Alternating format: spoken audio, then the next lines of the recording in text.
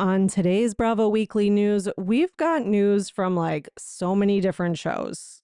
Real Housewives of Atlanta, Real Housewives of Beverly Hills, OC, Summer House, Valley, Miami, SLC, Secret Lives of Mormon Wives, Southern Charm, Next Gen NYC. It is like every show has some drama going on online, and whew, it's a lot. We also have possibly another crossover happening. Is it possible that another Southern Charm and Summer House cast member are dating? That is the rumor / word on the street. Now, whether it is true or not, I do not know, but I have a strong feeling that it is. So stay tuned for that and much, much more. Enjoy today's episode. Welcome to the Bravo Papers, a safe space for all us Bravo fans who love to analyze, deconstruct, and talk about our favorite Bravo shows ad nauseum. So join me, Bravo and Botox, and we'll catch up on all the Bravo news and read way too much into our favorite shows and Bravo celebrities.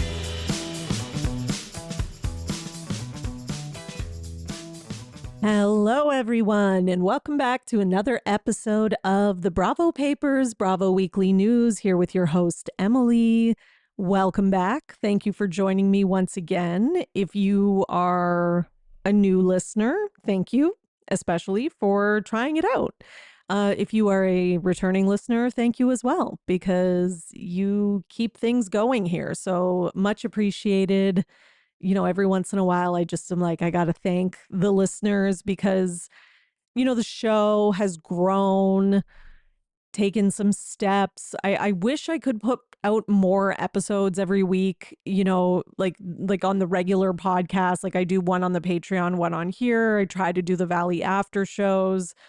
Sometimes I just can't, you know, it's not because I don't want to. I just have a full-time job and it's really hard at certain times every month, especially when things are crazy busy with my regular job. And yeah, so I wish I could put out more. I'm working on it, working on, you know, growing the pod. So if you know anybody, if you can, you know anyone who you think would enjoy it, suggest it, recommend it to your other Bravo fans. Come join the Instagram. Make sure you follow at the Bravo Papers.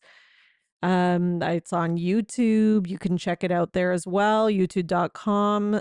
I said that really weird. I'm like YouTube.com / the Bravo Papers.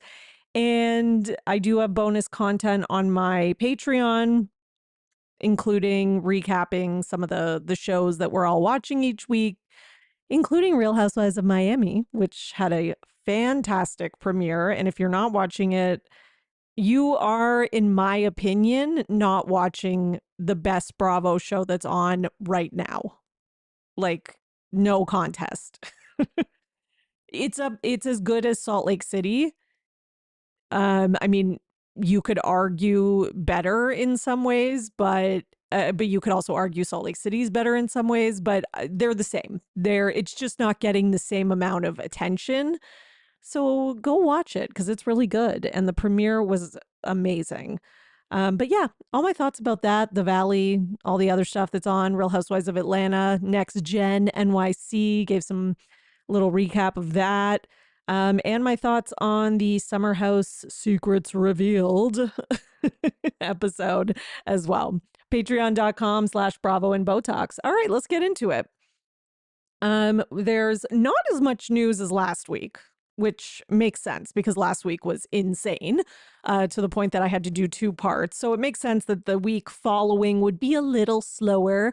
But that being said, there is still lots of juiciness and lots of gossip and lots of news. Oh, actually, before we even get into it, I must put out an official apology for pronouncing Zoe instead of Zoe in reference to Rachel Zoe last week. Google misled me. I would like to blame Google officially. No, but really, I looked it up on Google and I even watched some YouTube videos and they're all like, Zoe, Zoe, Zoe. And I'm like, well, that's not how she pronounces it. Okay. Google, why didn't you know exactly who I was talking about? I guess I probably should have put in, like, how do you pronounce designer Rachel Zoe's name? That would have been probably a smarter move. But yeah, I got a lot of messages about that. So you've been heard. Okay. And no, I really wasn't familiar really with her besides like seeing her on the tag of like blankets at Home Sense. I really wasn't like I didn't even realize until I saw the announcement that she had a Bravo show. Like it rang a bell. I was like, "Oh yeah, that kind of the title sounds familiar." But like I never watched it. I had kind of just forgotten about it and about her cuz I was never a fan who watched the show. So to me it was like pronouncing a new person's name, as much as that might be hard for some people to believe or wrap their head around. I mean, I don't care if you don't believe me, it's the truth. But what I will say is that then I went to HomeSense today. I just want to tell you all, and they had these Rachel Zoe pillows, and they were really cute. And I was like, should I buy these? Maybe I need to buy these. She's on Real Housewives of Beverly Hills. Did not buy them because I did not need them and, trying to cut back on my useless spending. But again, I apologize. Sorry if it annoyed you. Most everyone who sent me a message was very nice about it, except like one person who was like actually annoyed. But whatever. There's always somebody who gets annoyed about something dumb like that. So there's nothing you can do. But Rachel Zoe, we look forward to seeing you on Beverly Hills. And that's it. Okay, let's get into that was my correction from last week. Let's get into some news. I think what we should start with is Real Housewives of Miami because Real Housewives of Miami had their premiere, so I feel like they deserve to be first. And they have some really good news this week as well, including that Lenny Hochstein and fiance Katarina have broken up again. I don't know if this one is going to stick or not. It seems like they're going back and forth and back and forth. This is like the second or third breakup. So am I shocked by this? No. Do I care? Also, not really. No, it does kind of make sense with something that Lisa said on the red carpet at the Real Housewives of Miami premiere party, because she was interviewed and people noticed that her mother-in-law was at attendance. And that's obviously surprising. So she was asked about it a couple times. So Lenny's mom was at the party and she was asked about it. And what Lisa said was that her mother-in-law and her have reconciled, which I was like, wow, okay. I was not expecting that. But apparently they did. And she said, yeah, she's actually here tonight. She's looking after the kids. Like Lisa's daughter and her had like matching dresses and they took some pictures on the red carpet. And then I guess like her mom was kind of like, or mother-in-law, sorry, was kind of like taking on the role of looking after them and I guess going to bring them to the hotel after they were done taking pictures or whatever. So I was like, wow. So basically her kids had a birthday party and they wanted to have it at their dad's house. And, Lisa was like, I just was like, we have to be able to do stuff like this. I put on my big girl pants and went, and it was actually went okay and turned out to be way better than she thought. She said, in addition to that, her mother-in-law was there and they both like teared up and started crying and then they talked and they reconciled. So yeah, she said things were made up and she's happy and that they both had things that they needed to say and apologize for and all this stuff. The interviewer tries to get more information, but she doesn't really give it to us. Now, here's my thinking, is that they are able to move forward and apologize partly based on their hate for Katarina, which to me, like, I can see that because this girl, she seems like, I mean, her and Lenny deserve each other because he's terrible. But there's something like off about this girl. just based on everything I've heard and seen and etc. So I just feel like him having this on again, off again relationship with her. And Lisa alluded to like, because of this woman, that her daughter's birthday party was like canceled and her daughter was devastated. And that's why they ended up having this party. So yeah, like it's kind of fucked up. So I do feel like maybe Lisa and her mother-in-law have kind of bonded over that mutual dislike. And maybe also, even though she's like, that's my son and I love him, she might also be like, my son made such a dumb choice. I don't know. Like, I just think that could be it. So possibly. And Lisa, this is what she said. So in her interview, she said it was her daughter's 5th-and-a-half birthday. And some commenter was like, what's a 5th-and-a-half birthday? How ridiculous. And then Lisa said Elle's original party was planned and approved, then abruptly canceled when Lenny rekindled things with someone who clearly couldn't handle the situation. Okay, so he got back together with her at some point, and then I don't know, maybe she didn't want Lisa there. I don't know. Couldn't handle the situation. That's how I'm interpreting it, but I could be wrong. Elle was devastated. She kept asking when she'd get her party. This joint celebration was about giving both kids what they were promised. No child should have to lose out on their birthday because of an adult's insecurity. Wow. Okay. Okay. See, and like, really, like, you made him cancel his kid's birthday party?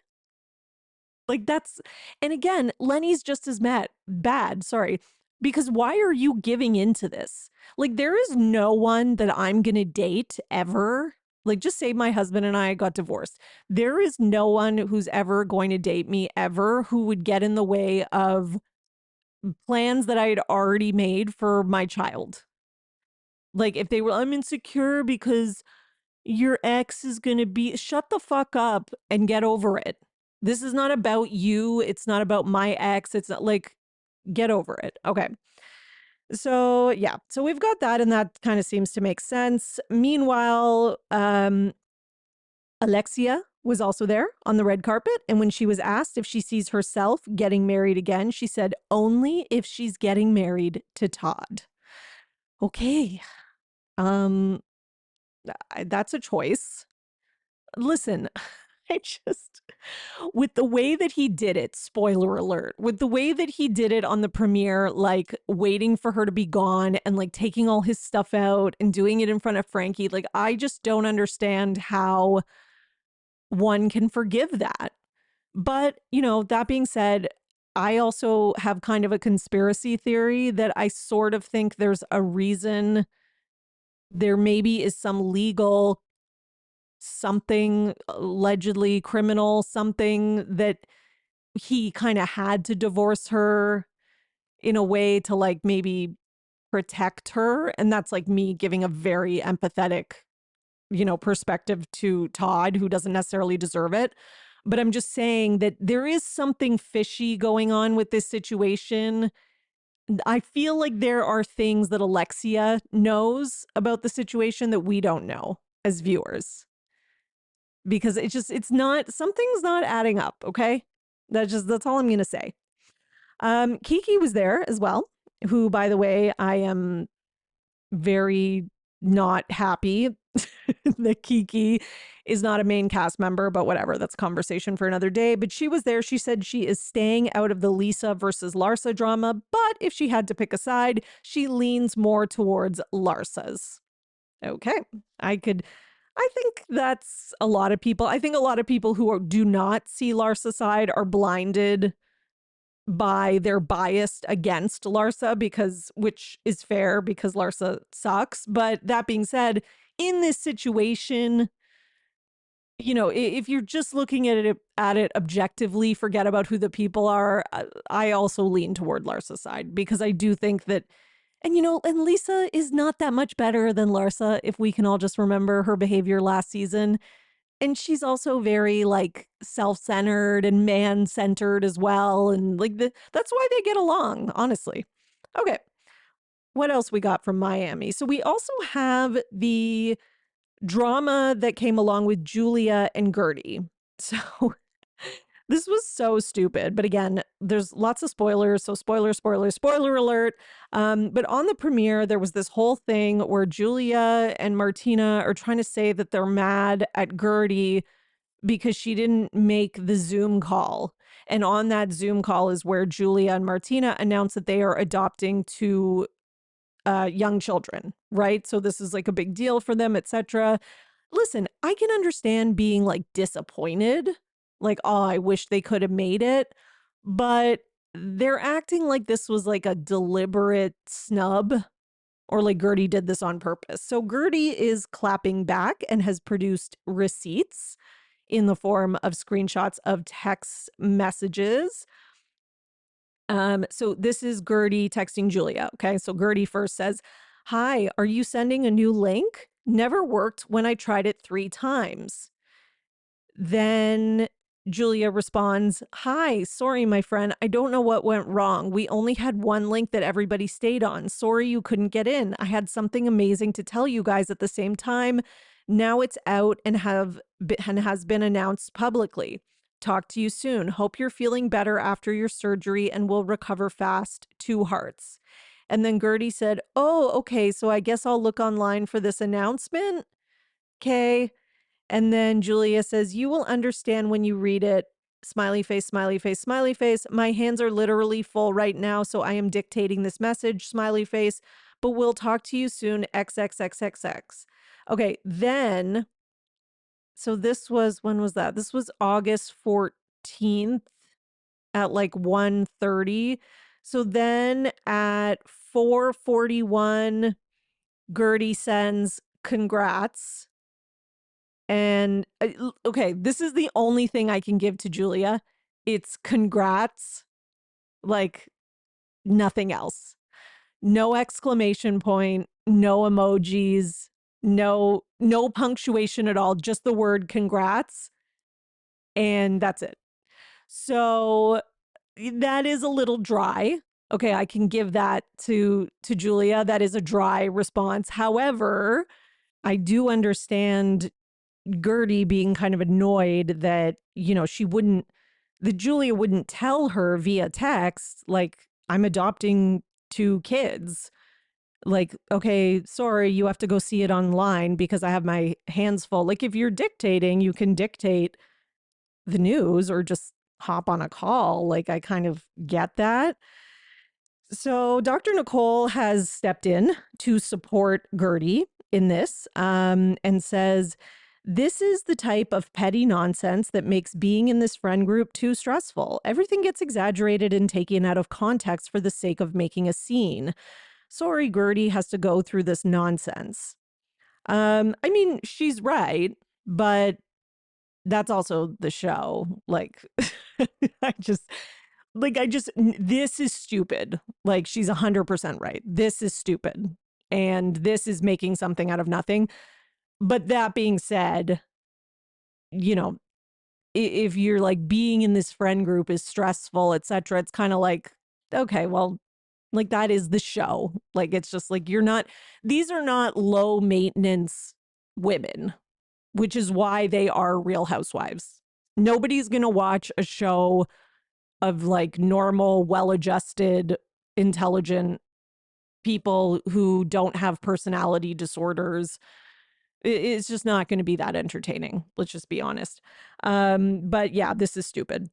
So meanwhile, in the premiere party, they all took a group picture and Gertie made sure to crop Julia out. So yeah. And people noticed, of course. And Adriana also cropped Julia out because, yeah, it kind of seems like, now that she's friends with like Alexia and Marisol, it's like all of a sudden she has issues with Gertie and Adriana. Like, it's definitely shady. Like I'm kind of side-eyeing that for sure.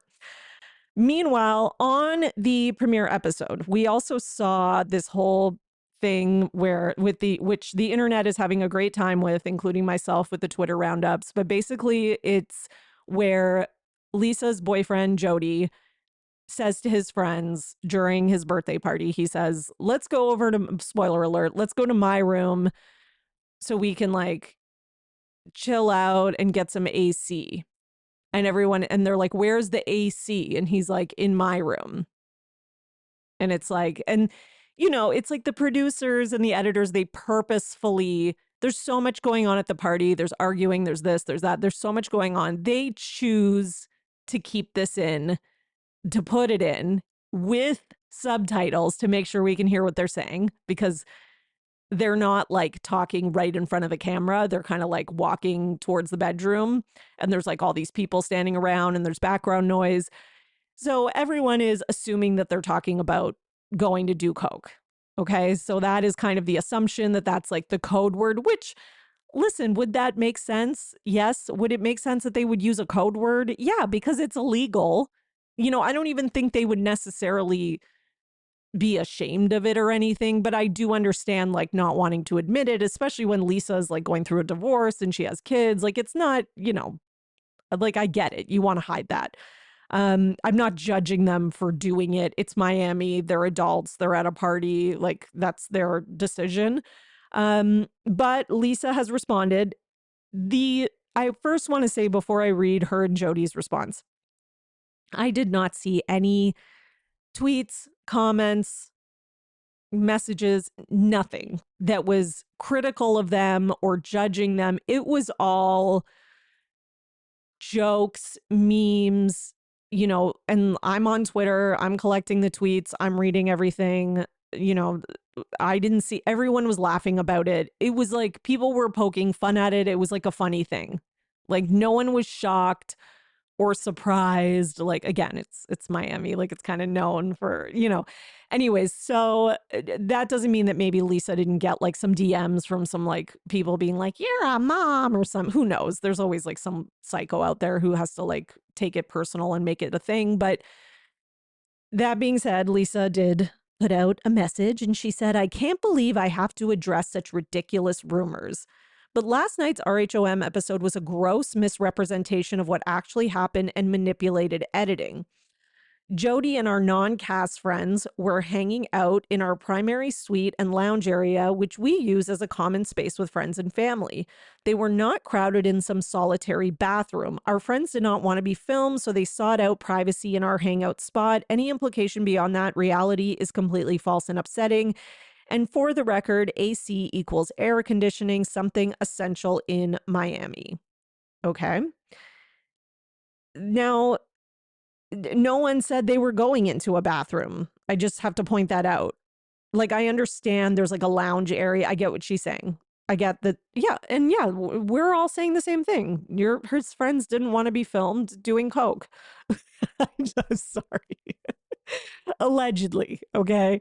Listen, she's making it into a thing when it didn't need to be. Like, it was a thing because the editors chose to, like, clearly the editors and producers, you know, left this in on purpose. Okay. And Lisa's pissed and she's like, why did they do that? But like, you sign up to be on a reality show, like, you don't know what they're going to use and what they're not going to use. And that's just how it's going to be. Like, I'm sorry.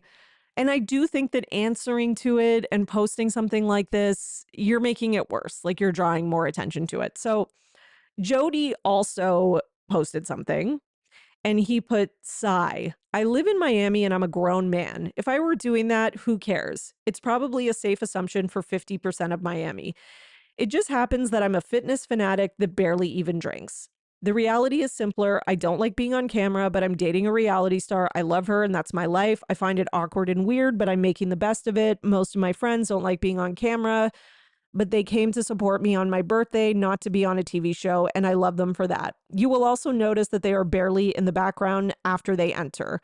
Most immediately go in with all our friends, my other living room that's in my master's suite, and stay there. It's not some little bathroom, it's a whole other birthday. And none of us want to hang around in the 95-degree living room with wide open doors where there's a whole other birthday in my master's suite with working AC. Production already said the scene wasn't meant to imply that and that it was added to just to explain why I wasn't in the room during the argument. Spoiler, I'm barely ever in any group scenes because this isn't my thing. I'm there to support Lisa, not get pulled into chaos. I'm not a cast member and I have a daughter, so I think the drama should be centered around those that want to be there. Okay. This is a lot for someone who did nothing. And I don't even like, he's like, I'm a grown adult. He goes, if I were doing that, who cares? I mean, clearly you and Lisa do because you both wrote an essay about it. Like, this is just, it's too much. Now, I get it. He's saying, like, I have a daughter. Like, I get it. It's because they have kids and whatever. I understand. And it is illegal. So I get that. But at the same time, there wasn't anything on camera. Like, you didn't say we're going to do coke. There was no evidence of that. It was just the audience joking around, making assumptions. The now I'm talking about it here, and I wouldn't have been if you guys hadn't said anything. So I do think they're dragging, like they're making it into a bigger thing than it needs to be. Anyways, that's just my opinion. Okay, I think that's it for Miami. Let's go to what else we got? Let's go to Real Housewives of Atlanta. Because things are heating up online between Drew and Ralph, okay? As if they didn't already have enough conflict offline. I mean, Ralph specifically is like making everything into a whole thing. So he has been just all over social media and he's got lots to say about Drew and how she's the cheater and she's the liar and all this stuff was set up for television. Okay, so he said, let's be clear. Tampa was resolved before we started filming RHOA. So Tampa, what he's referring to is the whole thing of him like leaving and going to Florida for like, you know, however many days or weeks, I can't remember, and not speaking to his family and not speaking to Drew. And she didn't know what he was doing. And everybody was like, well, who the fuck does that? Like, what husband does that, etc. Okay, so he's saying that that was resolved before they started filming Atlanta the first time that him and Drew were on it. Or the season where the Tampa thing was a storyline. And then he says, our first day of filming was our actual anniversary, August 21st. On camera, you saw a fabricated reenactment for TV that evolved into the villain versus damsel narrative. After filming, we celebrated our anniversary and went to Chateau Elon. And then he attaches like a bunch of texts with him and Drew. So Drew's message says, oh, wait, sorry. No, this is Ralph's message. I always get that mixed up when I'm reading screenshots. Okay, so Ralph says, if you want to talk over me or interject, I'm shutting completely down going forward. I'm no longer fighting to be heard. Good luck truly understanding through assumptions of what I'm saying or doing. And then Drew responds and says, okay, I truly did miss you and was extremely hurt. Not sure if you realize. So I'm assuming they're talking about this whole Tampa thing. And then Ralph says, that's fine, yet you still don't know or understand why I left. By the way, I went to the beach. I needed to spend time with God, gain my composure, and truly understand what I'm doing. I went to my new place of refuge and desperately needed to get away. I needed to find my happiness. You don't know, but I was at a critical breaking point and leaving was by far the best thing I could have done. Although it hurt you by leaving, it would have hurt tremendously more if I stayed. It's actually easier to communicate through text. And then he has a smiley face emoji. I don't know what Ralph thinks this is doing. Like, this to me makes him look worse. Like, he's sending. So basically, this proves like he left and went to Tampa without telling Drew or without giving a clear communication as to how long he would be there, when he would be coming back, etc. And then when she's upset about it and she's hurt, which she has every right to be, his response is that he needed to spend time on the beach with God and that he, you know, needed some refuge and desperately needed to get away. But he's not telling her this until after he's already done it. So number one, she's not a mind reader. Like, how's she supposed to know that? And then he's like, and what else did he say? And then he's trying to say that like, oh, well, you should be thanking me for leaving because if I had stayed, it would have been even worse. So, like, really, I left and abandoned you and the kids for however many days or weeks because I was just trying to do what was best for you. Like, this is like right out of the narcissist playbook. And this is fucked up. Like, I don't, I was reading through the comments too, and I was like, I can't be the only one who feels this way after reading these texts. And then I was reading the comments. I was like, okay, thank God. But everybody was pretty much like, what the fuck? Like, what? This guy is just making himself look even worse. Like, it just looks so bad. And meanwhile, all he's thinking about is the date. Like, oh, look, we had this text exchange, on August, whatever, prior to filming. So that proves that we had already spoken about it. I mean, I'm going to be honest, I don't see anything in these texts that looks like a resolution or two married people who have quote unquote made up and resolved an issue.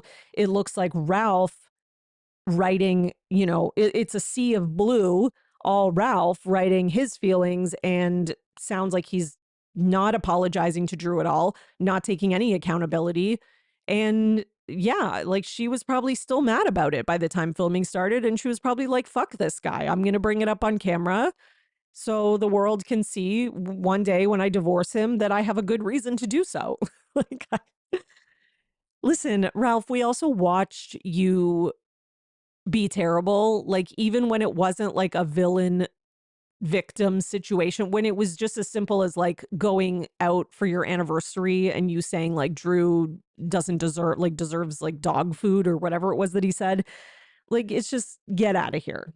And by the way, he's showing all these receipts that show pictures of like Drew out with like some woman that she was allegedly cheating on him with. I don't care. None of it interests me. Like, it interests me so far as like more evidence that I still don't like Ralph, but like, good. I'm glad Drew cheated on you. I'm sorry. You go away to Tampa. You treat her like garbage. You cheated on her a gajillion times or whatever. So what? If she decided to start dating when your marriage was falling apart, or she started cheating, etc., fine. Should she maybe wait till you're officially separated or whatever? Fine. I'm sure there's someone out there making that argument right now. But at the end of the day, I don't really care if she cheated on you. Maybe if you didn't treat her like complete garbage and like do things like take off and leave. Like, what do you think she thinks you're doing? And let me tell you right now, you were not on the beach with God. Okay. I don't think God like wears a thong. I don't know. He's probably with somebody who's wearing a thong. I just made that up. Okay. That was my attempt at adding humor to this situation. All right. So Drew, not Drew, Ralph sucks. So then Drew responds as well and says, he's really trying to earn his peach today, huh? My producer, Marcus Burns, official, wouldn't fabricate or follow fake storyline. He was the person who found out Ralph was in Tampa and told me because we were supposed to get COVID tested. Okay. Well then. And then, and then Ralph puts up some text between him and Marcus that prove nothing. They're just like general, like, how's it go? Like, I don't know what the fuck Ralph is thinking, honestly. He's maybe dumber than I thought. Anyway, so then he tweets, I advise Drew to stop lying and speaking negatively about my character integrity and or discrediting my name. This bad guy storyline was successfully used every season, and now it's time to say goodbye. I'll tell you how it will get resolved, the bad guy storyline, if you would just shut up and stop appearing on the show. You're never going to be able to stop Drew from telling her side of the narrative, because at the end of the day, she's a real housewife of Atlanta and you're not. So that's really like the crux of it. Okay. So Drew was also on Watch What Happens Live. She killed this interview, honestly. And I'm not just saying that because I'm a Drew Sidora fan. Always have been, by the way, before it was cool. But I just want to say that she was so funny. She answered all the questions brilliantly. She was hilarious.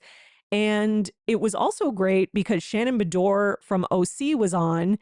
And every time Drew was kind of like answering questions about Ralph, like, he has a very similar sort of MO as John Jansen. So Shannon kept like kind of adding in these little side comments to sort of like, commiserate with Drew. And it was so funny. The two of them were like high-fiving, whatever. It was hilarious.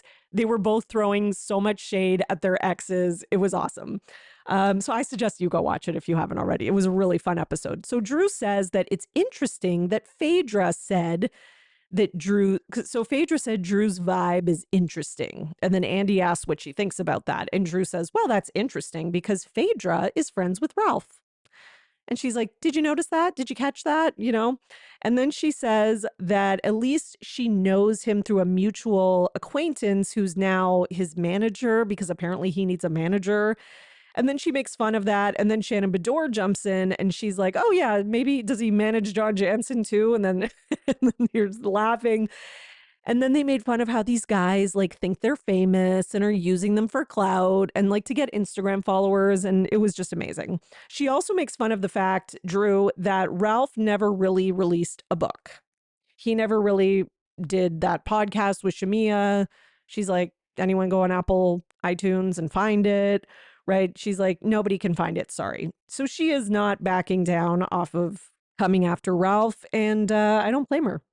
Okay. All right. Well, let's talk about another Real Housewives of Atlanta star, Portia Williams, because her ex, Simon Gobadia, has been released from ICE detention and sent back to Nigeria.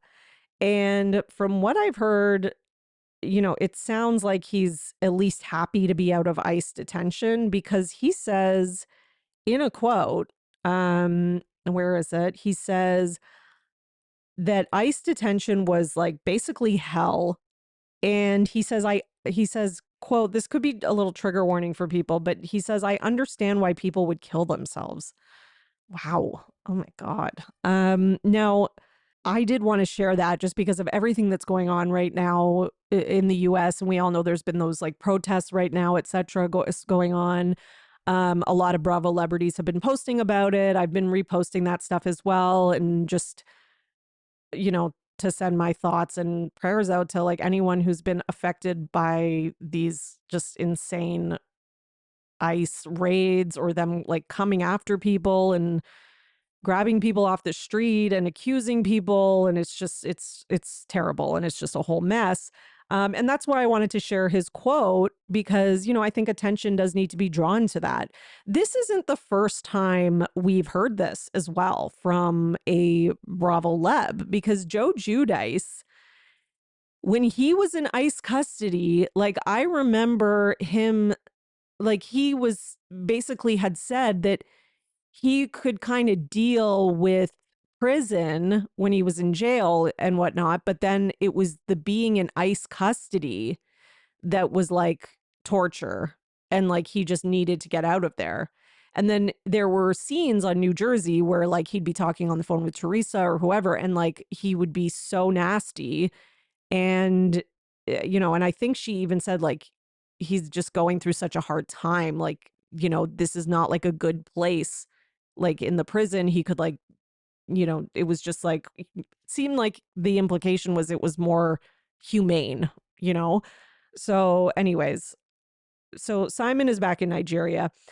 And meanwhile, a judge has ruled in favor of Portia, okay, and has honored their prenuptial agreement in which Simon has to pay $40,000 monthly alimony to Portia Williams. So the judge is enforcing the prenup. Now, I think I have the same question that many people have about this, which is how do you enforce this? This man is, he's already sketchy. It's clear that he's maybe done some things illegally, maybe, etc. Like there seems to be implications of that allegedly, but now he's in Nigeria and now a US judge is saying that he has to pay $40,000 a month alimony. I just don't know, like, who is going to enforce that? I just don't, he's not gonna, number one, does he have that? I don't know. That seems like an insane amount of money. I just, maybe he does. I honestly just don't know. So let's just say that he does, for argument's sake. Let's say he has that money. Is he actually going to pay it to her when there's probably like little to no consequences if he doesn't? Because let's be honest, the amount of men like in the country who are behind on their payments or don't make their payments, etc. Like this was a whole storyline with Sheree on Atlanta, and like her only recourse was to possibly, you know, get Bob thrown in jail, and a lot of women don't want to do that because it's the father of their children and it is an extreme step, right? So, you know, I just like, I don't think she's going to see a penny of this money. I really don't. But yeah, so I kind of feel for her in that sense. Now, Portia also said in court audio that she paid child support for Simon's two sons while he was in ICE custody. So apparently their mother, so he has two sons with another woman, and she reached out to Portia worried because she wasn't receiving any help and, you know, she didn't have anything. So she reached out and Portia did pay the support to them, which I mean, that's a pretty nice thing to do, I have to say. I give Portia a lot of shit, okay? I've never been a big Portia fan. You know, I'm always out going after Portia. That being said, I have to give her something here, which is that is an incredibly kind thing to do. Like, she's clearly thinking about those kids before her hate for Simon. And I think that is commendable for sure. Now, during the recent court hearing, so we heard about that. That comes from the court hearing. So that's not just like Portia saying that just to try to get people to think good of her. But we also found out that Simon's attorney reveals in the court hearings that basically Portia left the Real Housewives of Atlanta and she was making between $1.6 and $2 million, which is so much money. Oh my God. And now, and she left him, and I guess their agreement was that he would pay her $30,000 a month as an allowance. So it was like, this was when she was just his girlfriend. So he was kind of like, leave the show and I'll kind of make it up to you by giving you $30,000 a month, which is kind of wild. Considering that adds up to be $360,000 a year, it's kind of like, well, why would you give up like 1.6 or 2 million for like, that's a big pay cut. But I guess maybe she was thinking about it like long haul, you know, I'm going to marry this guy and then have access to all the money. Like she may have been thinking about it in a different way, and I'll be taken care of for the rest of my life. Or, you know, we'll get divorced and I'll get lots of money from him. Like, you know, that's probably what she was thinking. And, you know, things like a reality show and Real Housewives, like, you know, you can have like, if you're lucky, like 10 good years, but it could end at any minute. Like it's not a secure thing. So yeah, so I can kind of understand what her thinking was. I'm not saying it was right. I'm just saying that was her thinking. But yeah, crazy situation. But again, I don't think Portia's going to see any of this money. I just don't, unless he's coming back to the US, and it doesn't look like that's happening anytime soon. Okay, so let's talk about a former Real Housewives of Atlanta star, Kim Zolciak, because her and her daughter, Brielle Bierman, are going to be appearing on E's Botched Presents Plastic Surgery Rewind. So basically what this show is it's celebrities who've had plastic surgery, obviously, and now they are reflecting back on the realities of their plastic surgery and kind of deciding if they want to keep going forward and doing surgery or if they want to go for a less dramatic look. And yes, Heather Dubrow's husband is going to be on it. So I guess Ariana Bierman is not the only one who is making her way to reality TV from this family. And I do have some news from her when I get to Next Gen NYC. But first, let me talk about Kim and Croy being forced to move out of their home, because Kim and her ex Croy were forced to move out of their Atlanta mansion by U.S. Marshals after losing their home to foreclosure. Okay, so the details are that in the initial filing, the new owner stated that the pair holds the premises over and beyond the term for which they rented to them. And the new owners are seeking possession of the home. So on December 21st, the owners filed that Kim Zolciak and her ex-husband had been served the papers for the proceeding against a tenant holding over. And then after several filings on behalf of the new owners, which were basically just ignored by Kim and Croy. That's so Kim too, is like, let me just pretend it doesn't exist. I have a feeling that she does that with bills as well. The marshal stepped in and removed them from their home. Wow. Okay. So they are officially out of the home. Crazy. Like, crazy situation. And listen, it all makes sense. Like, it all makes sense when you think about everything that her daughter is saying on Next Gen NYC. And you know what? On that note, let's go to it because I'm done Atlanta anyways. And it's a good segue. So on Next Gen NYC, which is like the new show that's like a mix of housewives, kids, and other New York Nepo babies, Ariana's been on it, and there has been quite a bit of like, talk and news coming out of it because, Ariana sort of outed some of the realities of having Kim Zolciak as your mom. And she doesn't say explicitly that her mom has like a spending addiction or a gambling addiction or whatever, even though I think she does. But she does say that her mom, has asked her for money. So, and that all the money that she made when she was younger, like a teenager or whatever, early 20s, on social media through influencing, and it was like a lot of money she was making, was all gone and taken from her. And she doesn't know what happened to it. And we're assuming, obviously, that Kim and Croy probably spent it. I'm assuming mostly Kim, but I don't know. But either way, like, fucked up to take that all from your kid and do God knows what with it. Like, it clearly was not spent in any smart manner, okay?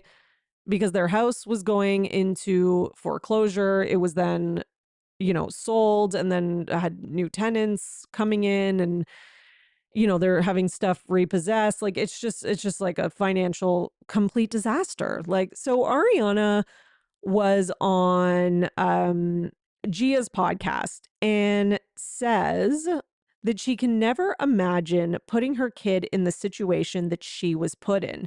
She says that people think that her and her sister, like, that they spent so much money, and like, basically, I guess people, and listen, including me, kind of assume that they're just like their mom, just based on like appearances. And I know that's very judgmental, but just based on seeing them.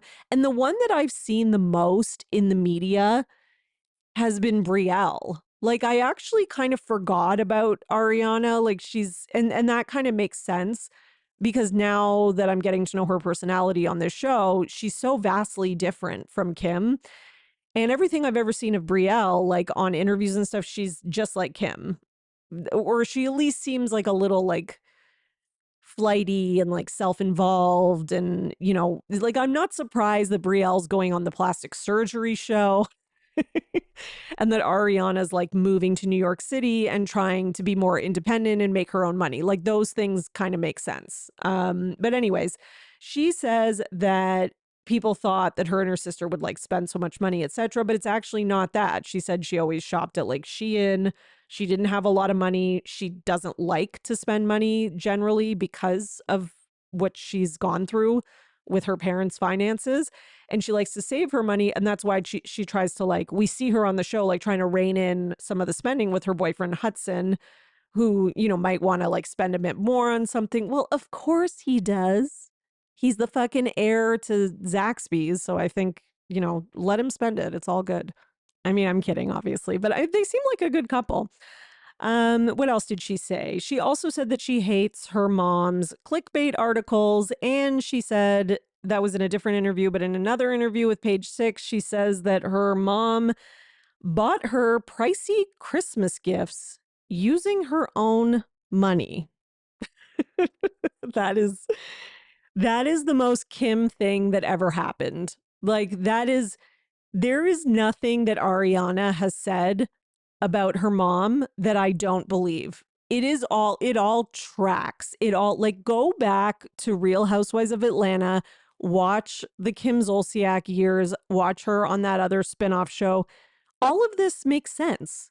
Like, it literally all makes so much sense. It's the most Kim Zolciak thing ever. Okay. Okay. And then we also have news about another star from Next Gen NYC, which is Ava Dash. So she is the daughter of Damon Dash and Rachel Roy. She's a model. She's stunning. And she was evicted from her $10K a month apartment in Tribeca. And her dad admits that he's broke. So I guess those two things are related. But basically, we saw like a little teaser for this in what's it called? In the preview trailer for the season. But basically what happened is for a few months from July to March of 2024, Ava, and I guess she was living in this apartment with like a couple other people in Tribeca. It's a $10,000 a month apartment and they failed to make those payments. So eventually the owner did obtain an eviction notice and, there was a warrant to remove respondents from possession of the premises together with the costs and disbursements of the proceeding. And her dad is not helping her out with this. Okay, so she had to vacate within 14 days of the notice. And her dad's not helping her because apparently he is also broke. And again, I don't know if she's actually broke or why she wasn't paying. I'm assuming we're going to see the details of it on the show. But basically her dad had lawsuits, had tax debt, had $193,000 he owes in child support, and admits that he's had to start a new company from scratch without any money to start it with. He says, "I'm a proud broke, but it ain't broke because I have things to show for it." And he also had to sell his 1/3 share of Rockefeller, to settle a previous lawsuit debt. So yeah, we will see what happens when we see this eviction kind of play out. So I guess, Ava, good that you have the Bravo check and good that you have the modeling checks. Just don't be like Ariana, where you let any of your parents get their hands on it, okay? Protect that money. Make sure it is yours and yours alone. Okay. The other kind of tea that's coming out of this show, and we found this out on the most recent episode, is that apparently there were 5 girls originally cast on Next Gen NYC. And they were supposed to be on, but then dropped out once they found out that Ariana Bierman was going to be on the show. So these were, and I don't know the last name because I got this information from a tweet and a picture. So again, this is just gossip, but it was basically confirmed by Charlie on the show and others. But basically, Ming, Connor, Dylan, and the blonde on the left dropped out when Gia and Ariana were cast. And after last week's episode, a tweet from KG Summer basically confirmed, saying, "Cat's out of the bag, half the cast quit when RH Daughters joined," kind of spelling it the way that Teresa says daughters. And this guy returned as a friend of. Okay, so yeah, I guess they were kind of like, well, Ariana and Gia, like, we don't want to be associated with that and da-da-da. Listen, I hate to break it to you, but there wouldn't be a show without the Bravo kids. There just wouldn't. I wouldn't be talking about it. I wouldn't be covering it on this podcast. I wouldn't be doing Twitter roundups. Nobody would give a shit. Like, yes, people would watch maybe a show about some New York Nepo babies, but it would be a much tougher sell, especially if most of them are like unknown.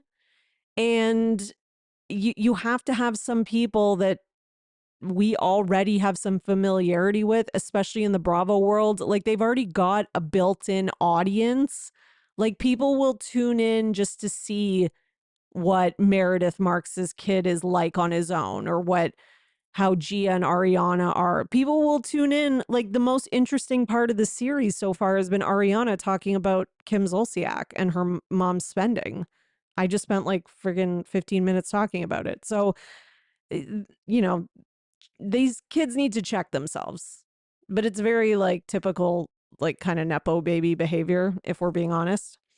Okay, so let's go to Mom Talk because we have some news from them as well. So Demi reveals that Jen, Michaela, and Macy were all willing to risk cast members getting kicked off the show to demand higher pay. She says the narrative was twisted to paint her as the villain, and she claims key moments were left out. Okay, so this is what she says. Somebody basically asked a question in the comments saying, did anyone else try to get people kicked off the show besides Demi?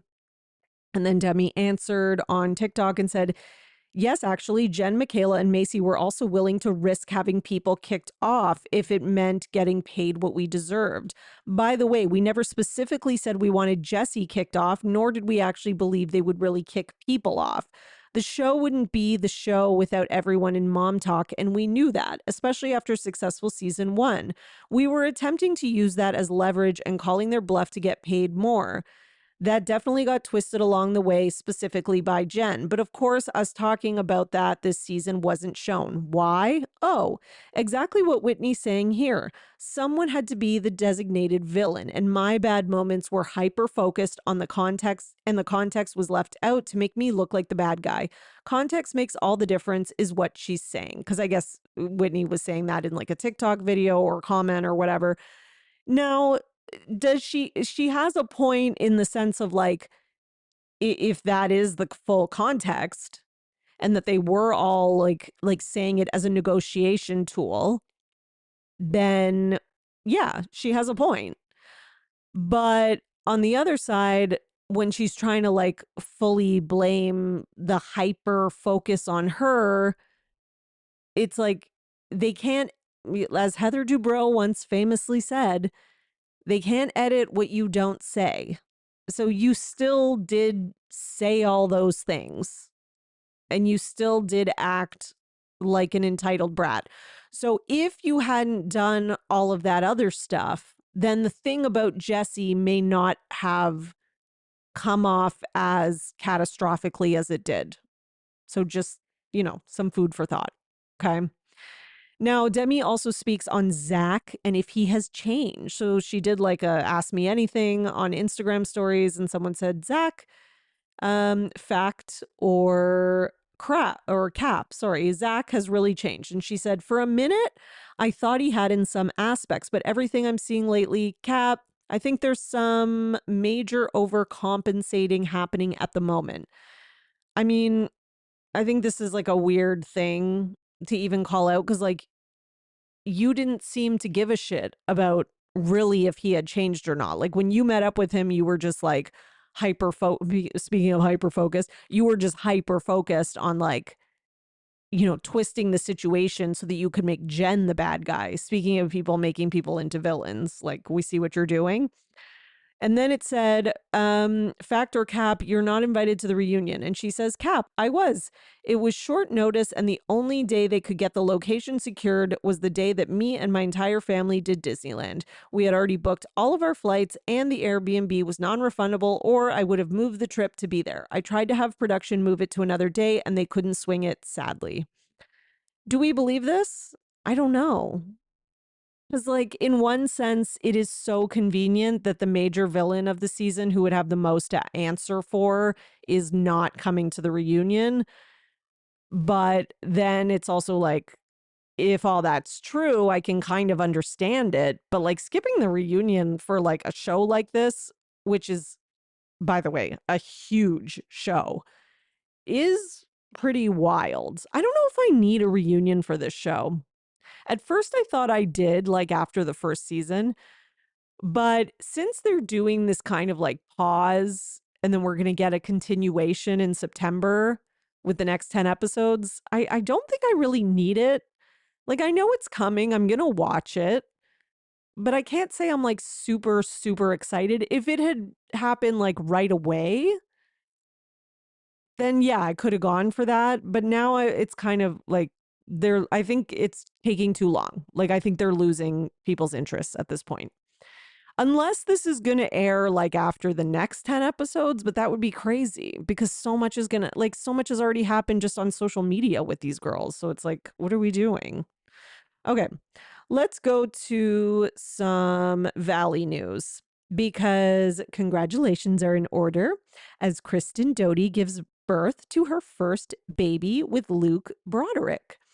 So they named their daughter Kaya Lily, and they officially welcomed their newborn on Wednesday, June 11th, and the inspiration for Kaya's name, which is Hawaiian for the sea, came from the couple's affinity for the Aloha state where they ultimately got engaged. Very sweet. And Kristen posted like a little picture of like the little baby hand, and just adorable. Love it all. Very happy for her. And it's nice to have some good news. Meanwhile, Michelle was on Watch What Happens Live, and she's asked by Andy, what did you think of Jesse's explanation about the gay guy money transfer? It sounds so stupid, but when basically she was saying like, a gay guy sent you money. And then Jesse's explanation was, it's a friend. It was a good friend of theirs, who I think he said he was a client as well, if I remember properly. But either way, he said a close friend. He sent him a birthday gift, whatever. So Michelle says her response, she's not great with like, she needs help. Like she needs media training help. Like she tried, but her response is not great. Okay. She says there's never any explanation. He just loves to throw out these opinions and spin things and have conspiracies like the honey and the hiking, but there's no explanation. Okay, but he did explain it. So that's what Andy's asking. He's asking you to respond to Jesse's explanation. So she could say, so what she should say, and this is what I would say if I was helping her, is I would say, well, that's ridiculous. Who sends a $2,500 birthday gift? Isn't that a little crazy? Okay, so then later she reveals, after a little bit more conversation and prodding, then she reveals it was $2,500, which is an important piece of information. And she also kind of like implies the like, isn't that a weird amount? It's like, that's what you should have led with. Like, if you're just going to say there's no explanation, like, yeah, no, there was. You can say it was stupid. That we're here for. But like, you can't say there's no explanation. He gave an explanation. He said it was a birthday gift from a friend. What Andy's asking. Like, she needs some help with her answering. Because every time I've seen her in an interview, like she does okay, but I think she can explain herself better at times. She also says that, so she's asked like by Andy, do you think Jesse still has feelings for you? And she says that not now, but when they were filming, like, like with that whole scene where Jasmine was like, do you still love her or whatever to Jesse at the pool party? So she basically says at that time, he was still like dealing with feelings for her. But she says even at one point around then, he told her he still loved her. Well, that makes sense to me because, his ego wouldn't be this hurt and he wouldn't be this affected if he like truly didn't give a shit. I mean, maybe he would, because maybe he would just be vindictive, but I'm not surprised. Like, I'm not surprised by that. But she says that at this point, she definitely doesn't think he has feelings for her. He's definitely moved on. And so I mean, I think that's a good sign for the two of them. All right, let's go to some Real Housewives of Orange County news, because Shannon, like I said earlier when I was talking about Drew, Shannon was also on Watch What Happens Live, and she was asked which cast member's husband or guy on OC gives off small dick energy. And her answer was Eddie, as in Tamra's Eddie. And of course, as Tamra does, she responded, and she says she does a screenshot of the definition from Google highlighted, which, yeah, we know what it is, Tamra. Like, thanks. We know. We don't need, okay. It's like, I don't know. Like, she thinks highlighting it and like putting it on like the Google screenshot is somehow proving something. It's really not. It's okay. And then she just says, yeah, that really sounds like Eddie. You might want to check your pants. What? And then she tags Shannon. This is, Tamra, you've lost it. Like, you've lost your finesse. Like, this is the worst comeback ever. Like, usually Tamra's at least good for a comeback. Like, what is this? This isn't even clever. And just a sarcastic, that really sounds like Eddie. Like, what? Does it? Okay. And then on the next slide, she says, at least I can keep a D with a bunch of eggplant emojis. Okay, that was a little better, but still not that great. Shannon also says that Gretchen is doing great on the show and she's been very kind to Shannon and is acclimating well to the group. Okay. I'm worried. I'm not going to lie. I'm worried because I'm just bracing myself for a gang up on Katie. I just have a feeling from just things I've seen floating around online and tea I've heard. It might not be a good season for Katie. And I'm worried about a gang up. And if there is one, I will defend Katie. Okay. I like Katie. I don't care what people say. Okay. She also said in response to there ever being a reunion of the Tres Amigas, never say never, but I'm going to say no. I mean, I would say probably yes, because that's so Shannon to forgive people that treat her like complete trash and give them 55,000 chances. Shannon, you need to stop. Listen, I will always respect and love Shannon as a Real Housewife reality star. She can't help but being herself with every flaw. She crashes out like at least a few times a season. She's the perfect Real Housewife in those ways. That being said, Shannon, if you're going back to Tamra, then I can't help you. You're on your own. Okay. We can't help you with that. I can't support it, can't help you. It's just, you're done. If you're going to, not like done, but in terms of like us all, doing mental gymnastics and trying to help you defend you in every situation, it's not going to happen. Okay. Not if you're going back to Tamra. By the way, the new season of Real Housewives of Orange County is premiering and it's season 19. Wow. Next year's going to be season 20. That's insane. Okay. So season 19 is premiering Thursday, July 10th at 9 p.m. on Bravo. Why not 8 o'clock? Bravo. What happened to 8 o'clock? Okay. I'm 41. I like to go to bed at 9. Like, fuck, it's too late. Okay. All right. What else we got? We have some Summer House news because Paige has released her pajama line, Daphne, and two, mixed reviews at best. I would say more negative based on what I've seen. The biggest critiques are the price. Okay. So they're very pricey for like pretty basic pajamas. Yes, they're 100% cotton, but you can get 100% cotton stuff for like a third of the price. Okay.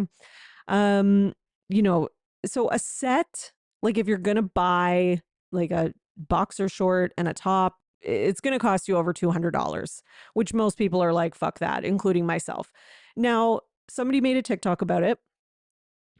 Carter Martin on TikTok said basically, she was kind of underwhelmed. There wasn't a lot of like design, which I do agree with. I think the line is pretty plain and kind of basic. And there's just like nothing special about it. And to me, it just didn't look very Paige-ish. Like, I don't know. It just didn't remind me of Paige. Like, I think she could have, like, I know she didn't design it, obviously. But yeah, it just didn't look like something Paige would even wear. Like, I don't know. It didn't look like that to me. Which I don't know, maybe that's a good thing because I don't usually like most of the stuff she wears. But that being said, so this TikToker makes this video and they criticize the price. And one thing they say is that you have to spend $200 for a set. And that, they don't look that much higher quality than something from like Alibaba. So Paige responds and she says, I'm so sorry you're underwhelmed. They are not $200. They are also not from Alibaba.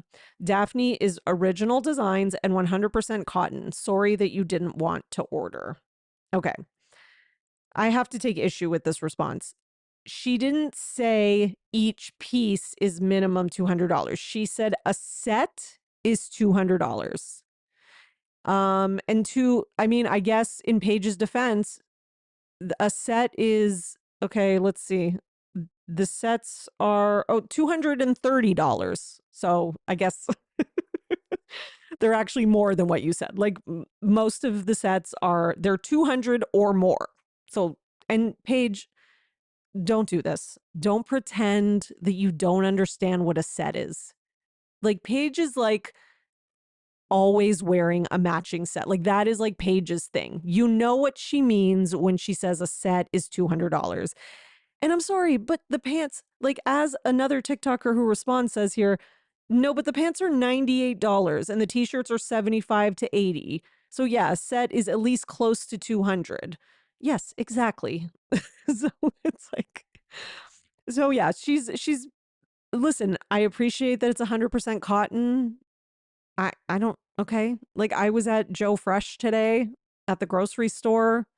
I think you guys have that in the US, but it's a Canadian brand, but it's like they sell it like at the grocery store. There's like sections where you can like buy the Joe Fresh clothes. And they had the most adorable like boxer shorts for women. They were 100% cotton. They were so soft and they were $30. I'm just saying. And I gotta be honest, they were cuter than this. But listen, you know, a lot of people though are also saying, hey, it's sold out. So clearly people are interested. True. But you know, that can also be like, that's kind of like the oldest trick in the book when it comes to marketing. It's like scarcity marketing. It's like you just don't have a lot of product and then you make everyone think it's like, we sold out. Oh my God. It's also the first drop. So she's not going to have like a shit ton of product. But yeah, anyways, congratulations to Paige, I guess. Amanda also had her third or fourth drop of her bikini line on the same day. And Amanda was on Watch What Happens Live and made a joke that some people think is a joke and other people think there was a little bit of truth to it. But basically, Amanda was kind of asked to like have an issue with each cast member, like something like that. And she had to come up with one for Paige. And basically, she brought up that, you know, that their drop or that they're like their lines dropping on the same day, that can you please change it or something like that. But it, you know, you can definitely take it as a joke, like, you know, oh well, it's just because I have to, and like I, you know, just any other day kind of thing. But some people, you know, I've seen chatter online and some people say that they did think it was serious and that they did think Amanda was bothered by it. Others say, you know, it was just like a passing kind of joke comment. I think, you know, you don't know for certain, but I do think that Amanda would be bothered by this. I do. I don't think she'd be like legitimately mad at Paige and like hold a grudge and all that kind of stuff. But I do think she would be like kind of annoyed because she also knows that Paige's is going to overshadow hers, which it totally did. Like it totally, totally did. Now, I think some of the overshadowing was negativity. So that's another way to look at it. Like a lot of it was like people criticizing it and making TikToks and having it. Oh yeah, the other issue people are having with it is that it's not size inclusive, that it only goes up to XL and things like that. So, you know, maybe in that sense, Amanda should be happy because from what I've seen, most people say they're more impressed with Amanda's line than with Paige's. So I don't know. But whether she's bothered or not, I don't know. You'll have to go to her most recent Watch What Happens Live episode and tell me what you think. I think she is, but that's just my opinion. Lindsay, meanwhile, has been just kind of like validating fan comments, as she said. And because of this, starting some rumors about there being some sort of spinoff after her Summer House exit. And then, you know, the whole thing spirals and people are like, there's going to be a spinoff with Paige and Lindsay. Okay. And then Lindsay says, LOL, I was out here validating the fans for having a good idea. And now me and Paige are filming a new show. This is news to me, but I'm into it. Okay, exactly. Like people like just, they see a comment, they need a headline, they want clicks, they make it. Listen, the girls are going to, any comment that people are making, like the girls are going to like them, the girls are going to reply because they do want, well, and Lindsay especially, I think they do want some kind of reality show future, right? And everybody wants Lindsay back on their TV. Lindsay knows that. Maybe there's like ideas being floated right now and they're talking about it, but nothing's like fully come to fruition yet. So it's like, Lindsay's got to play the social media game, which she's really good at doing, and she's doing it. And we thank her because we also want her back on our TV. At least I do. Okay. Meanwhile, in Southern Charm news, Craig and his girlfriend, or I don't know what we want to call them, rebound Natalie Buffett, have apparently broken up and are donezo.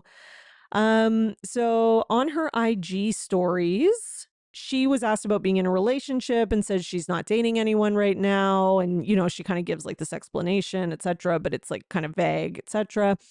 But yeah, according to Dumois, they are donezo. So yeah, which makes sense because it was a rebound. So some rebounds, listen, I've seen rebounds that have walked down the aisle. So it's not written in stone, but most rebounds, yeah, they last 2-3 months, maybe two people are into each other for a bit and then they realize, the other person needs more time to get over their past relationship, whatever the case is, and it doesn't work out. So to me, this is not that groundbreaking of news. Meanwhile, though, there is a chance, this is kind of a Summer House Southern Charm crossover again, but it looks like Vanita and Carl might be dating. Now, this has been a rumor that's been floating around on social media for a while because they were pictured together and people were like, ooh, they're kind of cute. Like, look at them, the way their body language, etc. But there was no like real evidence and there was nothing concrete, right? But now Vanita is sort of fueling the rumor because she left a flirty comment on his selfie following their cozy outing. So apparently they were out and people saw them looking sort of cozy maybe. And she shared a message about finding someone special. Okay. So basically Carl put this like picture up on Instagram and it was like him like running or doing a marathon or something. And she replied with an emoji, the one with like the heart eyes. And then people were like liking it and were like, oh my God, I'm so here for this. And listen, I could see this. Like I could see this couple. Like this couple makes complete sense to me. And I know some people are like, no, Vanita, don't go out with Carl, etc. Like, I don't know. Maybe he'll be a good boyfriend to her. Like, let's give him the chance to prove that he's actually Carl 9 point whatever the fuck. I don't know. Maybe, yeah, I don't know. It just makes sense. I can't even explain why it makes sense. I can just see them being together. So then she also posted like a quote on her Instagram story that said, when you find someone who makes you feel the same way music does, that's when you found someone special. Okay, Vanita. I see it. I think they're a good looking couple. I think they have similar personalities in some ways. Like, I think they're both like generally nice people who are not like, they're not like super like hot and cold people. You know what I mean? Like they don't have those like fiery personalities like Lindsay does, right? Like they make more sense together. Like I could see this. I think I could see this. Like I don't know if I see it going all the way or anything, but I could see this being like a long-term relationship possibly. You know what? Either way, another crossover, another Summer House Southern Charm crossover. It'll be great for both of their careers as well. They probably saw what it did for Paige and Craig and they're like, let's do that too. Okay.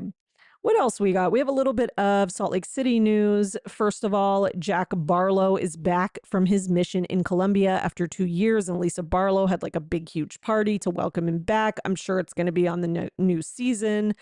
And in sadder news, Bronwyn has lost her father, which just sending out my thoughts and condolences to Bronwyn. That's really shitty.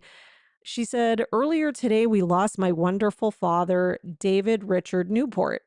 On Tuesday, he had a fall, and since then he's had a series of complications, and yesterday we were told he most likely only had a few days. It has been a huge shock to lose someone seemingly so suddenly that yet we've been caretaking through such a long illness. I am so grateful to have been able to be by his bedside all week and in his final moments to help both him and my mom. I'm grateful we had some idea what was happening toward the end. So much of our family could gather to be with him. My family is processing this profound loss, but my mother wanted me to share so those who knew and loved him could think fondly of him at that time. Wow. So sorry to Bronwyn. That's not the best news, obviously. And it's not the only kind of, while I'm on this note of sad news, there's also another loss in the Bravo community, which is Lauren Miller. So Lauren Miller is an executive assistant at Shed Media. She's worked on things like Real Housewives of New York, Real Housewives of Salt Lake City, and Paris in Love. And she tragically passed away just moments after giving birth to her son, Jackson. So this was on June 9th. She was a valued member of the Shed team. Lauren is survived by her husband, Kevin, their 3-year-old daughter, Emma, and newborn son, Jackson. In the wake of this unimaginable loss, her family has established a fund to support Kevin and the children as they navigate this difficult time. Oh my God, terrible. And there were some pictures. I shared them on my social media, on my Instagram story, etc., of her. I mean, this is really devastating. Unfortunately, and this was part of the reason I wanted to share it, is because, a lot of people think like, oh, it's 2025, like women don't die in childbirth. That doesn't happen anymore. It does, and it can. And yes, it is rare, but it can happen, and it does still happen, unfortunately. And this is one of those cases. And no, she, from what I've read, she's a healthy, normal woman without, any like complications ahead of time. But again, we don't know. But anyways, that's from what I've seen. Okay. Anyways, not good. But let's go on to something less depressing, which is that Watch What Happens Live has been renewed through 2027 at Bravo, and Andy and NBC Universal extend their first look deal through 2028. So congrats to Andy. We'll be having lots more shady interviews that will cause a lot more drama on housewife shows. I mean, when I think about a lot of the fights and conflicts that have happened over the last few years, I would say a good, quarter of them were caused by interviews, whether it's Jeff Lewis or Watch What Happens Live. So it serves a purpose, that's for sure. It's half my news on here almost every week. So let's be honest. In other kind of general Bravo news, it is being reported that we are going to have some Bravo lebs on the Traitors, including Dorinda Medley for her second go around, and she better not get fucking voted off or whatever in the first 2 episodes again. Dorinda is just 10 out of 10 amazing television, okay? I want to watch her. I want her to last. And I hope that if anyone from that show is listening, you make sure that she lasts, okay? So we've got Dorinda, we've got Portia Williams, which I think that's going to be fun. We've got Candace Dillard, love it. We've got, I am happy with all these so far. We've got Lisa Rinna. I'm also happy about this. I'm sorry. I know we all hate Lisa, but I think this is the way that Lisa should be on reality TV. Something light, fun, low stakes, and she's going to say like ridiculous things, and it's going to be entertaining. Okay, I'm going to enjoy watching her, even though I don't want her back on Beverly Hills, and I still can't stand her for a lot of the stuff she did on that. But this is, to me, the perfect platform for Lisa Rinna. Like, this suits her personality, and I can't wait to hear her explanations and her long ass justifications of why she's not a traitor and shouldn't be voted off. And it's going to be funny. And another one that I'm very excited about, Caroline Stanbury. Yes. I'm still so mad that Caroline Stanbury's not on my TV more. I love her. So she's going to be on it. She's going to be dry, and I think she's going to be very good at it. There's also somebody from Top Chef who I don't know because I don't watch that, but The other person who's on it, who's causing a shitload of controversy, is Michael Rappaport. I don't even know if I said his last name right. Did I? Whatever. Okay. Who cares? Because it's him. A lot of people are pissed because they think Andy is like friends with him and that he pulled some strings. I don't know if that's true or not, but Andy's getting like eaten alive in Twitter comments over it. And I got to say, it's just, I don't need him on this cast. He sucks. He's terrible. His Bravo takes are garbage. He's racist. Like the list goes on and on. Like, I just don't know. Like, I'm fine with him being on the Traitors for like a week if everybody gangs up on him and they vote him off right away and he's humiliated. I'll take that. That's the only way I can take it. Otherwise, I think if anything, he might detract people from watching because from what I'm seeing on social media and places, like people are not happy about this announcement and I don't blame them and I agree with them. So there's that. Okay, so let's end off with some Beverly Hills news. Nothing big, but just a couple little things. Well, one thing that I think is pretty big, which is that it is official that Jennifer Tilly is back on Real Housewives of Beverly Hills. So it looks like she is going to be returning as a friend of for season 15, which I guess that's very good news for Sutton because God knows Sutton needs an ally. So thank God for her. Either way, listen, she's not full time. She's a friend of. So Sutton, you're not really in the clear. I just have a bad feeling. I think that this is going to be a tough, tough season for Sutton, unless they give her like a year, with a little bit of leeway going forward. But I don't know. And I also think Kyle will kick Sutton to the curb, as soon as she feels she's got her clique back together, which she totally already does. I saw on Dumois today that somebody spotted Kyle and Dorit having dinner together, no cameras, and they snapped a picture on their phone. And it was one of those like things sent in the Dumois posts on her stories. So clearly Dorit and Kyle are already, they're bestying it up. They're going to be going into the new season. The clique is going to be all back together. And they've even got a new member who's Bose, and they're going to take down Sutton. That's it. That was always the plan. The plan was always get rid of Garcelle and get rid of Sutton. They call us out on shit. They are not part of our like Fox Force 5 mentality, and the plan is working. That's it. Okay. And Erica Jane denies hooking up with Jesse Solomon. So I guess I was wrong. I thought she was going to use it as a storyline, but I don't know. Maybe she's like saving the mystery of it for the show. I don't fucking know. I don't even care that much. But she says that she was definitely flirting with him and Carl. She says she was flirting with both of them. Okay. And that no, she didn't hook up. Okay. That was like the only interesting thing about you, and you just took it away. So good job. Now, last thing is that Teddi is giving us an update on her cancer. She says that she had an MRI scan recently and her tumors have not grown. If anything, they've shrunk, which is really good news. And she's in the 1% in terms of like, how the direction that this is going in, which is good. Now she's asked by Tamra, her co-host, because this is on their podcast, if she felt relief.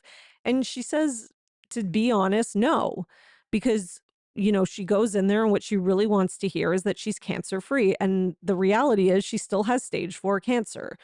So, yeah. And I mean, that makes sense. Like, I understand her like reservation about getting too excited about the news. It's like you have to take these little wins, but at the same time, you're still in a very serious situation, so I kind of understood and I thought it was commendable of her to be so honest about it. Like instead of giving like a fake, like, yeah, great news. Yay. Cause it's almost like sometimes people feel like they have to do that to make everyone else feel comfortable when the reality is you're not that happy. And I think it's okay to say that, we don't all have to be like, I'm the positive, like warrior all the time. Like it's okay to feel those real feelings and work through them. Now, the other thing that she mentioned is that people are criticizing her for dating and for like going out and doing things. And, Tamara's like, oh, those people can all fuck off, which I do agree with. But the other thing that Teddy says is that, she needs these things that are distracting her. She says, because if she doesn't do them, she gets depressed, which say no more. Like, I totally get that. And I think that there's only like people are like, you should be spending time with your kids. Da, da, da. She is spending time with her kids. Okay. Fuck off with that. Like, you don't know what and you can't fully put this all on your children. Okay. You can't like stop your kids' lives, take them out of school, and be like, and stop everything, all their extracurriculars and everything they're doing because we're going to be constantly spending 24 hours together. No, kids need routine. They need normalcy. They need security and safety. They need to feel like things are not in like a state of fight or flight and emergency all the time. That's what's best for them. Like, let's not make this into this like scary, like, okay, we only have this many days together. We must go on a trip every single day. We must be together all the time. Like, just breathe. Okay. Her kids probably go to school. She probably does the stuff that she wants to do during the day when they're there that distracts her, whether it's like going on a date or a walk with this guy that she was, whatever. And if she goes on a date in the evening, who cares, right? What, she can't have like a night out? Like, it's so stupid. Like, people just need to fuck off with that. And I say, listen, what's worse is becoming depressed when you're already dealing with such a complex thing. And I don't think anyone who hasn't been in her situation has a right to judge how she handles it. So, yeah. And oh my God, I was about to wrap up without even talking about like what is maybe the biggest news of the episode, which, because I deleted it from the folder by accident. Okay. Brynn Whitfield is leaving Real Housewives of New York. Now, I kind of thought like, yeah, we know. Of course she is. But listen, this news kind of dropped like after I finished recording last week. So that was why I didn't talk about it, because some people messaged me and they were like, oh my God, Brynn is out, like officially. And I was like, holy shit. And I think a lot of people want, like, people who follow me and listen to this podcast are curious to know my thoughts because, I've had my own run-in with Brynn via social media. But here's what she says. A little life update. After a lot of thought, I've made the decision to walk away from reality TV. For now, winky face. Last week, Hoppy, the dating app I co-founded and proudly serve as chief marketing officer, hit a massive download milestone. I can't even put into words how surreal it feels. All I want to do now is pour every ounce of energy into building Hoppy into the #1 dating app in the world. Okay. Of course, Brynn cannot leave without bragging. Like, she is leaving, but guys, she's only leaving because she hit a massive downloading milestone and this dating app is out of control and da-da-da. Like, she says so much. It's such a long goodbye. I'm only like on the first paragraph and there's like 1, 2, 3, 4. Okay, there's a lot more. Okay. But of course, Brynn is the type who cannot admit she was fired. Of course, she is the type who's going to make it out like it's because she's like some big CEO, boss girl, etc. Hashtag, oh my God, whatever. Okay. The Real Housewives of New York City will always be one of the most fun, chaotic, and magical chapters of my life. It was an honor, blah, blah, blah. I've believed RHONY is a fans show. We're just temporary custodians of something that truly belongs to the viewers. Okay. Well, yeah, I guess that makes sense why you're leaving, because the viewers hate you. I hope I made you laugh a lot, cry a little, and more than anything, I hope there's a TV in heaven so that Mimi, who lived for her shows, could watch me and be proud. To every person who gave me a chance, cheered me on, and afforded me loving grace, thank you. I'm endlessly grateful. The good news is I'm just getting started. I've never felt more me than on my Spotify podcast. Please see below. That's the name of her podcast. And prepare to laugh, cry, and possibly poop when you read my book coming out. Oh God, who's reading your book? I've only shared a fraction of who I am, what I've been through, and what I've learned. It's the most vulnerable thing I've ever written. And then I can't, God, there's more. Spending my time between London and New York offices, building Hoppy alongside the most successful entrepreneurs. So she's not just working with entrepreneurs, guys. These are the most successful. And in case you forgot, humble brag, I have offices in more than one country, city, whatever. Developers and marketers creating the app where the good guys are, where dating feels fun, safe, and cool again. Feels like a lifelong dream I never knew was coming true. As yes, there's more. As Sheryl Sandberg said, if you're offered a seat on a rocket ship, don't ask what seat, just get on. So here we go. We're done dating his dad. It's time to steal his inheritance. XOXO Brinny. That's not, who calls her Brinny? I never heard her say that before. It's not good. Like she's cannot help it with the like sexy baby thing, like Brinny, like just stop. Okay. We're done dating his dad. It's time to steal his inheritance. Okay. Okay. So I guess that means she's dating the son and she's stealing his inheritance. Is that what she means? I'm so confused. Okay.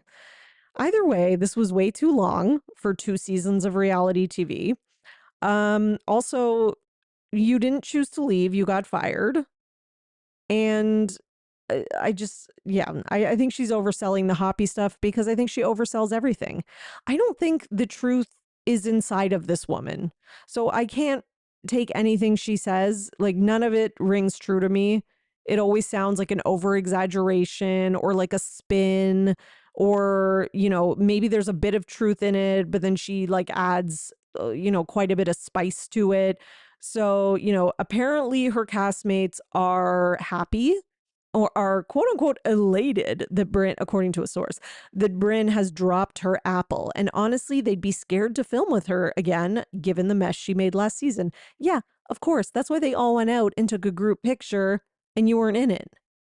And this whole thing is so funny to me because there is no way Bryn went into this show thinking she would be the first fired cast member. Like, she went in and she thought, I'm going to be the fucking star. And she kind of was like for, the first like 70% of season 1.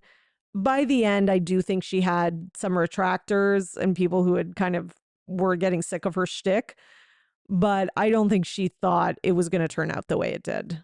And listen, she's in some heavy denial about some of the realities of her life, it feels like. I don't know. Like, it's weird. The whole thing's weird. Do I take some pleasure in this?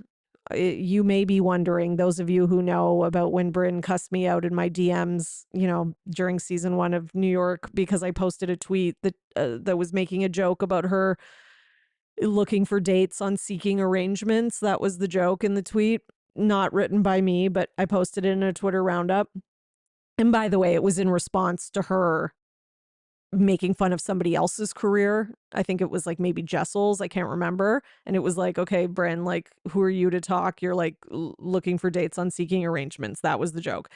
And she had a complete meltdown and sent me like this long fucking DM about how her resume is better than most people's and how she's so accomplished and she's so this and she's so that and my CV is 5 pages long and da-da-da. And then before I could respond, she blocked me. And of course, she had to post her message to me on her Instagram to show everyone how tough she was. It got me a lot of new followers. It made me realize that Bryn was not who I thought she was on the show, because from what I had seen so far, I thought she was somebody who could like take a joke and have fun. And I didn't realize she was going to be like that housewife, like the one who is like gets any little type of criticism and has a complete meltdown. But she was. Because then after that, like even a week after she sent me that DM, they were filming the New York reunion and she made a comment about how, it's been so amazing to be a housewife. The only thing that sucks is there was like one fan that was mean to me online. Like she even mentioned it then. And I'm pretty sure that's what she was talking about. So I was like, girl, this is not good. Like if you're getting this upset over like a stupid seeking arrangements joke that, by the way, was like the 8th slide in like a 4-part Twitter roundup. And like I hadn't even gotten, it had gotten less than 1,000 likes. Like it wasn't even taking off. She brought so much more attention to it. I'm like, nobody barely saw it. Like it was so stupid. She made it into such a huge thing. And I was like, dude, it's like, a hit dog will holler, like Nene says. Like it just, now you're making it seem like there is something amiss.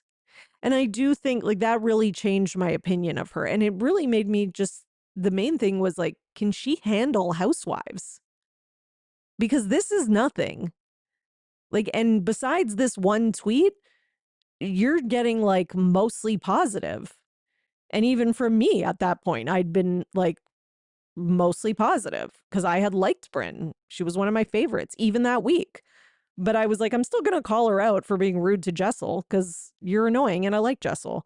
But yeah, so I'm not that surprised that this is happening, right? Like, I think this is not the place for her. Like, I just don't think she's, and I'm not saying that I would be any better. That's why I'm not on a reality show, besides that I have a very boring life and I'm not like a rich housewife or something. But I'm just saying, like, I'm acting like there's people knocking down my door being like, come on our reality show. No, obviously not. But I'm just saying, like, there are certain personalities that can kind of do it and handle it and others that can. And I just think she's in the can't pile. Right? That just seems to make sense. And she's also kind of like, there is a certain level of delusion, but it's not like helpful delusion that makes her better as a housewife. It's actually like the opposite. It kind of makes it worse for her. It's like she can't handle any critique or any thing that's coming her way that's not like 100% supportive and positive. And that's kind of a recipe for disaster. So yeah, those are my thoughts on Brynn. This episode has been much longer than I ever expected. I could have done 2 parts, but too late. Okay. Okay, everyone. I hope you enjoyed today's episode and you're now in the know for everything Bravo. See you next time. Bye. Thanks for listening, everyone. Your support really means everything to me, and this show wouldn't be possible without you, the listeners. So please, if you enjoy the podcast, leave a 5-star rating and subscribe so you don't miss an episode. For more, you can join my Patreon, patreon.com/Bravo and And for $5 a month, you'll get 4 extra podcast episodes a month. You'll also get early releases of Bravo Paper episodes and more. Please also subscribe to my YouTube channel at The Bravo Papers and follow me on Twitter, Instagram, at Bravo and Botox and at The Bravo Papers. If you'd like to buy me a coffee, you can at buymeacoffee.com/Bravo and Botox. Send your love through some much needed caffeine. And any guest that was on today's episode will be in the show notes, all their social media and contact information. So thank you so much, everyone. Keep overanalyzing Bravo.